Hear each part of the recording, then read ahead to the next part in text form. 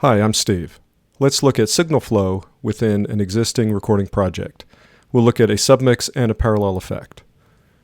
For the example here, we'll use a song called Compass. We've got several tracks here. First, we've got two vocal tracks. It's one performance, two different microphones. Then we have two violin tracks. Then we have two tracks of guitar, one performance with two different microphones. And then we have another track here called Howl. Bottom of the screen here is our mixer section. We can see that we have a track up here called Vocal MXL, and that maps into this vertical strip here. This horizontal track maps into this vertical strip, and so on. We've got EQ for all of these tracks here, and we're using automation for our fader. So that's just set to read. Notice that we've done some panning with each of these tracks here. This is just to give a little more of a feeling of space when we listen to the song. We also have some sends.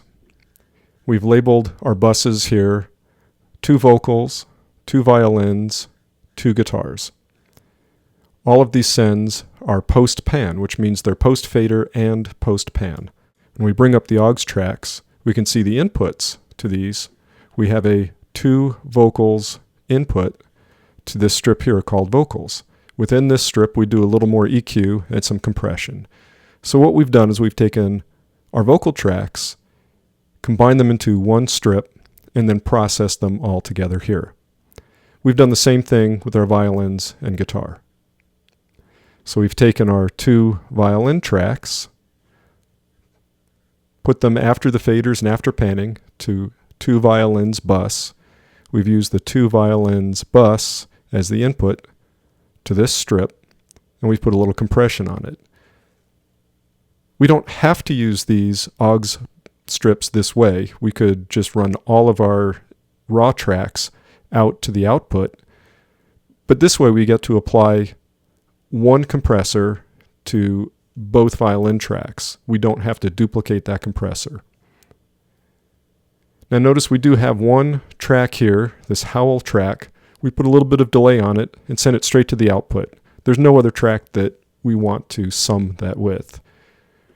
Now the one remaining aux strip we haven't talked about is this one here, which is called instrument reverb. Now we've taken sends from the two instrument tracks, or the sum aux buses, the violins and the guitar, and we have a post-fader send to the all instruments bus. That goes to this strip here, and in this strip we've got reverb. This is set to 100% wet, so the output of this track is only reverb.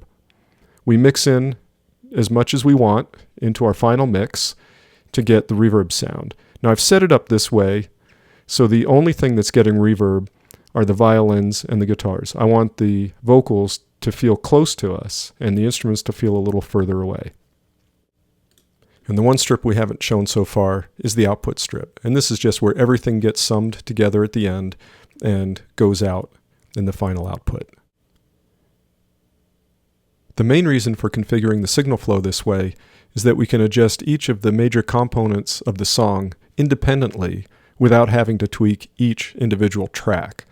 So once we start our playback, if we decide that we want more violins, we can add more violins into the mix. If we think it's too much, maybe we need some more guitar, we can add that in. If we want more reverb or less reverb, we can mix that in. If we did not configure it this way, we'd have to go to each of these individual tracks, which would be a lot more work.